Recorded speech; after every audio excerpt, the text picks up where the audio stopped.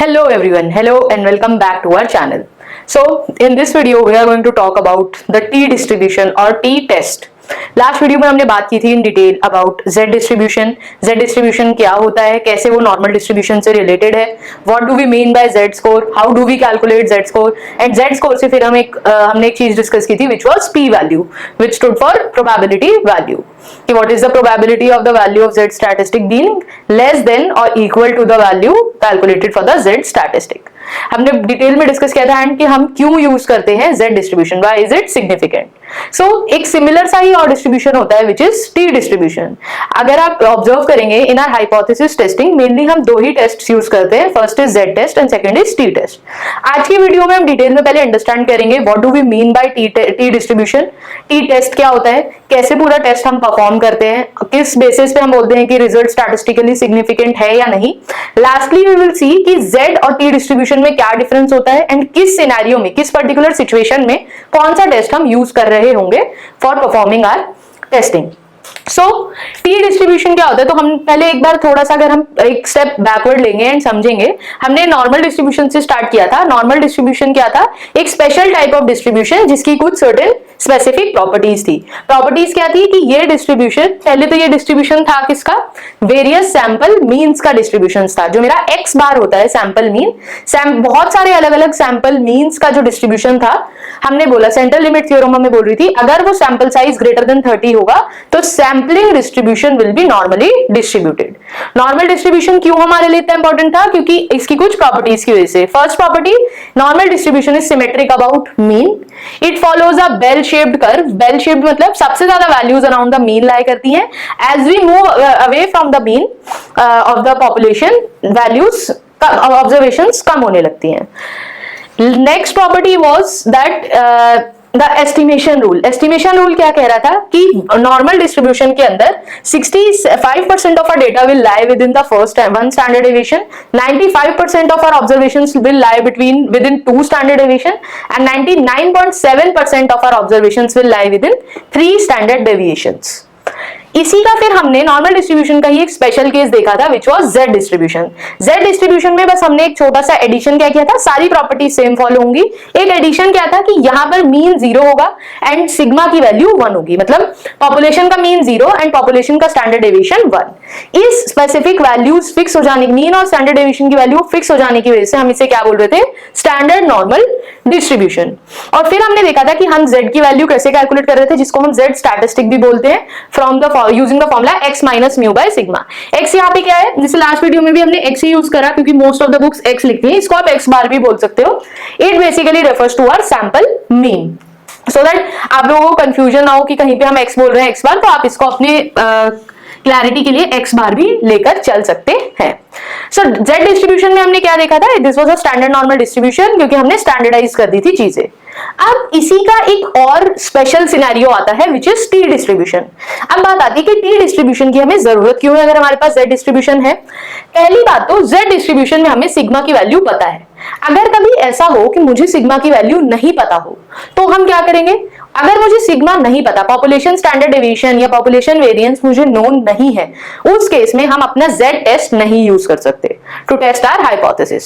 उस सिनेरियो में मुझे किसकी जरूरत पड़ेगी, टी डिस्ट्रीब्यूशन की. सेकंड, अगर कभी मैंने ये बोला कि डेटा नॉर्मली डिस्ट्रीब्यूटेड नहीं है, डेटा को हम बस अप्रोक्सीमेटली बोल रहे हैं कि डेटा नॉर्मली डिस्ट्रीब्यूटेड है, नॉट एग्जैक्टली, एक वर्ड यूज कर रहे हैं कि data is approximately normally distributed, उस सिनेरियो में भी हम क्या यूज करेंगे, T distribution. Third and most important thing, Z distribution कब यूज करना है, जब सैंपल का साइज बहुत बड़ा होगा. तो ये वाले पॉइंट पे हम एक बार वीडियो के एंड में फिर से आएंगे. Understanding T distribution.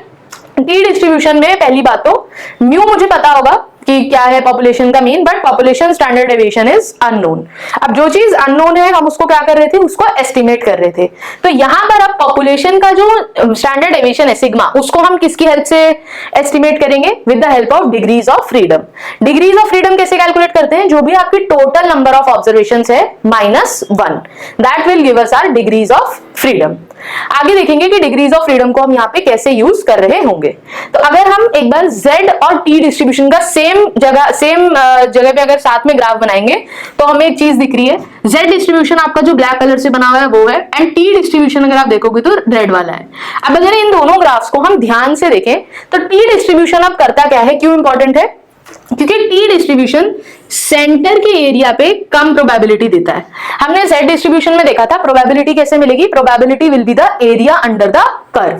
तो अगर आप देखोगे Z डिस्ट्रीब्यूशन में अगर हम सेंटर की बात करें, लेट सपोज मैंने 2 पॉइंट्स लिए, दोनों ही ग्राफ में अगर मैं ये दोनों पॉइंट्स के मतलब ये टी डिस्ट्रीब्यूशन वाले ग्राफ में इस कर्व के अंडर का एरिया ये वाला जो एरिया है, और Z में हमारा कर्व हो जाएगा ये। अब हम एक चीज ऑब्जर्व कर रहे हैं कि ये जो एरिया है, मतलब अगर टी डिस्ट्रीब्यूशन देखेंगे, टी वाले टेस्ट में सिर्फ इतना एरिया आएगा, Z में ये वाला एरिया एक्स्ट्रा आ रहा है। सो हम बेसिकली कहना क्या चाह रहे हैं कि टी डिस्ट्रीब्यूशन इसलिए कम प्रोबेबिलिटी देता है, कम सिग्निफिकेंस देता है टू द सेंटर, ज्यादा प्रोबेबिलिटी देता है टू द टेल्स। मतलब अब अगर सेम काम हम टेल्स के लिए करें, जैसे मैंने यहाँ पे अगेन ये 2 पॉइंट्स लिए, ये मेरा Z डिस्ट्रीब्यूशन था, ये अगर ऊपर वाले ग्राफ में देखें 2 अलग अलग कलर से हमने बना रखा है। यहां पे अगर देखेंगे तो Z के अंदर ये इतना एरिया आएगा, बट T में आप देखोगे दिस एरिया प्लस ये जो एक्स्ट्रा एरिया आ रहा है। तो T डिस्ट्रीब्यूशन क्या करता है, टेल्स को ज्यादा प्रोबेबिलिटी देता है और सेंटर में कम प्रोबेबिलिटी एज्यूम करता है। इसकी वजह से T डिस्ट्रीब्यूशन को हम और क्या बोलते हैं, this is a more conservative form of Z distribution. इसी की वजह से जो हमारा थर्ड पॉइंट ऑफ डिफरेंस था एंड सिनेरियो जो हम डिस्कस कर रहे थे, इसी रीजन की वजह से Z डिस्ट्रीब्यूशन को हमेशा कहां यूज करेंगे, जहां पे सैंपल साइज बड़ा होगा। T डिस्ट्रीब्यूशन को हमेशा कहां यूज करेंगे, जहां पे सैंपल साइज छोटा होगा। क्यों, क्योंकि ज्यादा प्रोबेबिलिटी टेल्स को दे रहा है। अगर आपने लार्ज सैंपल साइज पे अगर हम इसको यूज करेंगे तो जैसे जैसे सैंपल का साइज बढ़ेगा वैसे वैसे डिग्रीज ऑफ फ्रीडम बढ़ेंगे, जैसे जैसे डिग्री ऑफ फ्रीडम बढ़ेगी वैसे वैसे ये जो टी डिस्ट्रीब्यूशन है इसका कर्व आपका इस तरीके से होता चल जाएगा एंड एक पॉइंट आएगा। मतलब अगर आपकी नंबर ऑफ ऑब्जर्वेशंस 30 या 30 से बड़ी होंगी तो टी डिस्ट्रीब्यूशन और Z डिस्ट्रीब्यूशन का ग्राफ ओवरलैप करेगा। Basically T distribution Z distribution जैसा दिखाई देने लगेगा अगर सैंपल साइज 30 या उससे बड़ा होगा। तो जितनी कम डिग्रीज ऑफ फ्रीडम होंगी, मतलब जितना कम सैंपल, डिग्रीज ऑफ फ्रीडम कहां से आ रही है, डायरेक्ट सैंपल साइज से। तो इसलिए हम डायरेक्टली क्या बोल सकते हैं, सैंपल साइज अगर छोटा होगा तो टी डिस्ट्रीब्यूशन यूज करना है। जैसे जैसे आप डिग्रीज ऑफ फ्रीडम बढ़ाते जाओगे, जैसे यहाँ पे अगर डिग्रीज ऑफ फ्रीडम होंगी 2, यहाँ पे डिग्रीज ऑफ फ्रीडम हो जाएंगी 4, जैसे जैसे डिग्रीज ऑफ फ्रीडम बढ़ाते जाएंगे वैसे वैसे टी डिस्ट्रीब्यूशन का कर्व किसको रीच करता जाएगा, Z डिस्ट्रीब्यूशन को। एंड एक पॉइंट ऐसा आएगा, वो स्पेसिफिक कितना सैंपल साइज है 30 पे दोनों ग्राफ्स कोइंसाइड कर जाएंगे, मतलब T और Z डिस्ट्रीब्यूशन में कोई हमें फर्क दिखाई नहीं देगा। सो टी डिस्ट्रीब्यूशन अगेन कब किस किस सिनेरियो में यूज कर रहा है, जब सिग्मा अननोन हो, सैंपल साइज छोटा हो, या डेटा को ऐसा बोला हो कि data is approximated to be normally distributed, उस सिनेरियो में टी डिस्ट्रीब्यूशन यूज करना है। अदरवाइज Z डिस्ट्रीब्यूशन यूज करना है अगर सिग्मा नोन है एंड सैंपल साइज बड़ा है। अगर कभी ऐसी कंडीशन आए कि सिग्मा पता है बट सैंपल साइज छोटा है तो भी उस सिनेरियो में हम Z टेस्ट ही यूज करेंगे। टी डिस्ट्रीब्यूशन सिर्फ तब यूज करना है जब सिग्मा नहीं पता। आई थिंक अभी तक सबको क्लियर होगी ये वाली बातें। नेक्स्ट, जैसे हमने ये देखा था कि Z वैल्यू हम कैसे, Z स्टैटिस्टिक हम कैसे कैलकुलेट कर रहे थे, x bar minus mu by sigma से। सिमिलरली छोटा सा चेंज है टी स्टैटिस्टिक कैलकुलेट करने के लिए, न्यूमरेटर आपका सेम है x बार माइनस म्यू, बस डिनोमिनेटर में अब क्योंकि मुझे सिग्मा नहीं पता था तो मैंने क्या करा, s लिया। s क्या था, सैंपल का standard deviation. Population standard deviation क्योंकि नोन नहीं है तो हम क्या करेंगे, सैंपल स्टैंडर्ड डेविएशन लेंगे divided by under root of n। n क्या है, sample size. So same scenario, Z में हम क्या कर रहे थे, Z स्टैटिस्टिक कैलकुलेट की, फिर Z टेबल यूज करके Z स्टैटिस्टिक के कॉरेस्पॉन्डिंग एक प्रोबेबिलिटी निकाल रहे थे, एक टी वैल्यू निकाल रहे थे टेबल से। जैसे हमारी लास्ट क्लास में हमने देखा था जब हम टेबल से वैल्यू निकाल रहे थे तो 0.9874 कुछ आया था। फिर हम उस पी वैल्यू को यूज करके बता रहे थे कि रिजल्ट स्टैटिस्टिकली सिग्निफिकेंट है या नहीं। यहां पर भी सेम काम करना है, बस थोड़ी सी स्टोरी डिफरेंट हो जाती है। कैसे, यहां पर अब हमें टी टेबल यूज करनी है। टी टेबल यूज करने के लिए हमें क्या चाहिए, जैसे Z टेबल यूज करने के लिए हमें बस Z स्टैटिस्टिक की वैल्यू चाहिए थी। टी टेबल यूज करने के लिए मुझे 2 चीजें चाहिए, first is degrees of freedom and second is significance level. तो अब अगर आपने हमारी इंटरवल एस्टिमेशन वाली वीडियो देखिए, जिसमें हम कॉन्फिडेंस इंटरवल बनाना हमने सीखा था कि कैसे बनाते हैं। वहां पर हमने डिटेल में डिस्कस किया था अबाउट आवर सिग्निफिकेंस लेवल। सो अभी अगर हम थोड़ा सा शॉर्ट में एक बार रिकैप करें, तो हमने बोला था कॉन्फिडेंस इंटरवल क्या था। कॉन्फिडेंस नाम कहां से आ रहा है, कॉन्फिडेंस लेवल से। हम ये बोल रहे हैं कि मैं 95% कॉन्फिडेंट हूं कि मेरा आंसर इस से इस वैल्यू के बीच में लाई करना चाहिए। तो मैंने जब बोला 95%, that 95% will be my confidence level. उसी कॉन्फिडेंस लेवल को 95% को अगर मैं परसेंटेज की जगह डेसिमल में लिखूं तो हम उसे क्या बोल रहे थे, कॉन्फिडेंस कोफिशिएंट। अगर मैं 1 माइनस कॉन्फिडेंस लेवल लूं, मतलब अगर मेरा कॉन्फिडेंस लेवल लेट्स सपोज 95% था, तो अगर अब मैं अल्फा की वैल्यू लूं, अल्फा क्या है मेरा, सिग्निफिकेंस लेवल की। ये अल्फा मुझे बेसिकली बताएगा कि रिजल्ट्स कितने सिग्निफिकेंट होने चाहिए। तो 95% वाले केस में अल्फा की वैल्यू कितनी आ जाएगी, 0.05। 95% कॉन्फिडेंस लेवल है अगर, तो सिग्निफिकेंस लेवल कितना होगा, 0.05 या फिर 5%। मतलब सिग्निफिकेंस लेवल वैसे हम डेसिमल में ही लिखते हैं, बट फॉर आवर अंडरस्टैंडिंग, क्योंकि तो 100% से ज्यादा तो नहीं हो सकता कॉन्फिडेंस, हम 100% श्योर हो सकते हैं ऐसा तो नहीं है, 100% से ज्यादा तो नहीं हो सकते। सो अल्फा किससे आएगा, 1 माइनस कॉन्फिडेंस लेवल से। सो डिग्रीज ऑफ फ्रीडम कहां से आएंगी, सैंपल साइज मतलब टोटल ऑब्जर्वेशन से सैंपल साइज -1 से। सिग्निफिकेंस लेवल कहां से आएगा, जो हम कॉन्फिडेंस लेवल लेंगे वहां से। दोनों चीजें जब कोइंसाइड करेंगी, लेट सपोज अगर मेरी डिग्रीज ऑफ फ्रीडम किसी एक पर्टिकुलर सिनेरियो में 2 है, सिग्निफिकेंस लेवल जैसे मैंने यहाँ पे लिया था 95% कॉन्फिडेंस लेवल है, तो सिग्निफिकेंस लेवल 0.05 यहाँ पर।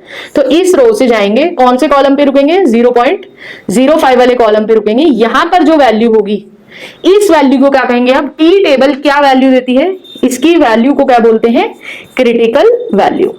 यहां से मुझे क्रिटिकल वैल्यू मिलेगी। अब बात आती है किसकी क्रिटिकल वैल्यू मिल रही है, ये होती है टी स्टैटिस्टिक की क्रिटिकल वैल्यू।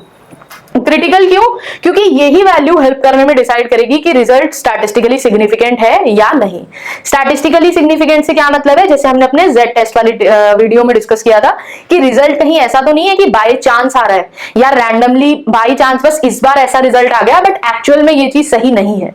तो इसलिए हमें स्टैटिस्टिकल सिग्निफिकेंस चेक करनी पड़ती है हर सिनेरियो में before confirming. So table P table से मुझे क्या मिलेगी, क्रिटिकल वैल्यू। लास्ट स्टेप क्या है, अब क्रिटिकल वैल्यू को हम किससे कंपेयर करेंगे, जो टी वैल्यू मैंने अपने फॉर्मूले से कैलकुलेट करी। जो फॉर्मूले से वैल्यू आ रही है उसको क्या बोलते हैं, टी स्टैटिस्टिक या टी स्कोर। अगेन जैसे जेड स्कोर हमने देखा था, जेड स्कोर क्या बता रहा था कि जो सैंपल मीन है वो कितने स्टैंडर्ड डेविएशंस दूर है पॉपुलेशन मीन से।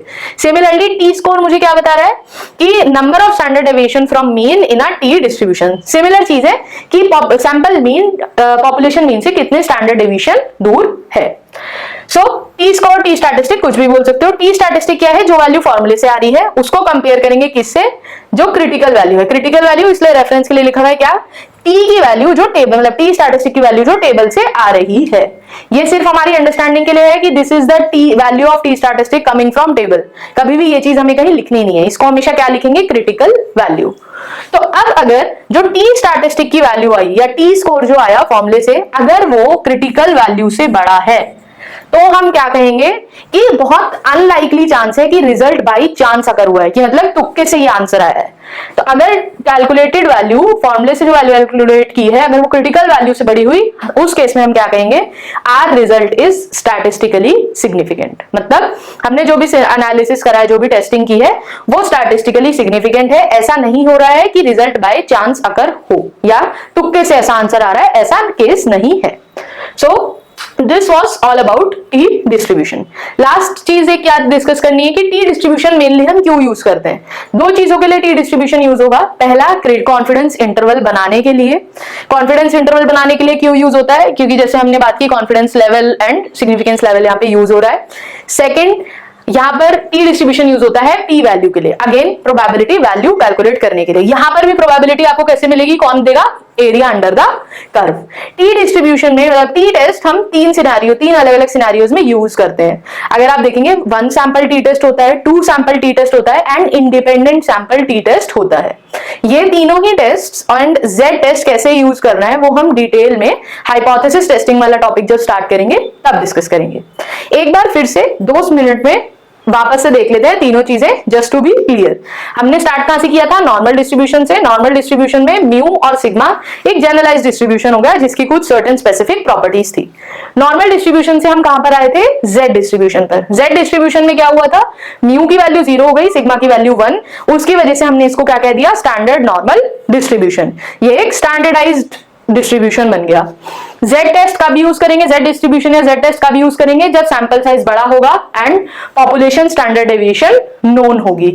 फिर एंड जेड डिस्ट्रीब्यूशन इसलिए बोलते हैं कि ज्यादा प्रिसाइज होगा क्योंकि यहां पर पॉपुलेशन स्टैंडर्ड डेविएशन मुझे ऑलरेडी पता है। उसके बाद हमने क्या डिस्कस करा? T distribution. टी डिस्ट्रीब्यूशन किस सिनेरियो में यूज कर रहे हैं? जब सैंपल साइज छोटा है और पॉपुलेशन स्टैंडर्ड डेविएशन अननोन है। अब टी डिस्ट्रीब्यूशन कम प्रिसाइज क्यों होगा? ऑब्वियस सी बात है कि अगर एक सिनेरियो में मुझे एक चीज की एक सर्टेन पैरामीटर की वैल्यू फिक्स पता है, दूसरे सिनेरियो में हम उसको एस्टिमेट कर रहे हैं, तो ऑब्वियसली एस्टिमेशन वाले तरीके में थोड़ा बहुत एरर तो होगा ही। इसीलिए हम कहते हैं जेड डिस्ट्रीब्यूशन या Z test is more precise than T test. T distribution का यूज करना है जब सैंपल साइज स्मॉल हो या सिग्मा अननोन हो या फिर ये बोला हो कि data is approximately normally distributed, not exactly normally distributed. T distribution में हमने क्या देखा था? पहले जेड का देख लेते हैं एक बार। जेड वैल्यू जेड डिस्ट्रीब्यूशन में क्या था? जेड स्कोर कैलकुलेट कर रहे हैं using this formula X bar minus mu by sigma. Z score use कर जो भी जेड स्कोर आया हम जेड टेबल देख रहे थे। जेड टेबल से हमें क्या, जेड टेबल हमें क्या बता रही थी? पी वैल्यू दे रही थी, प्रोबेबिलिटी की वैल्यू दे रही थी।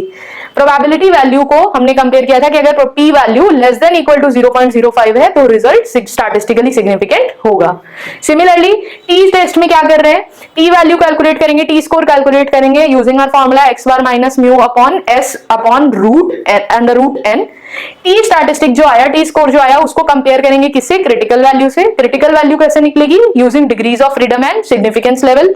डिग्री ऑफ फ्रीडम कहां से निकलेगा? सैंपल साइज -1 से। एंड सिग्निफिकेंस लेवल कहां से निकलेगा? 1 माइनस कॉन्फिडेंस लेवल से। कॉन्फिडेंस लेवल क्वेश्चन आपको जनरली बोल देता है कि 95% कॉन्फिडेंस लेवल रखना है, 99% कॉन्फिडेंस लेवल रखना है, कितना रखना है? So using degrees of freedom and alpha मेरे पास एक क्रिटिकल वैल्यू आएगी टेबल से। क्रिटिकल वैल्यू और टी स्कोर को हम कंपेयर करेंगे। अगर टी स्कोर या टी स्टैटिस्टिक की वैल्यू क्रिटिकल वैल्यू से बड़ी है तो क्या कहेंगे? Result is statistically significant. Statistical significance का क्या मतलब है? कि बहुत अनलाइकली है कि रिजल्ट बाई चांस अकर हो रहा है, रिजल्ट एक्चुअल में ट्रू रिजल्ट की जैसा दिख रहा है, इसलिए हम बोल रहे हैं कि वो स्टैटिस्टिकली सिग्निफिकेंट होगा।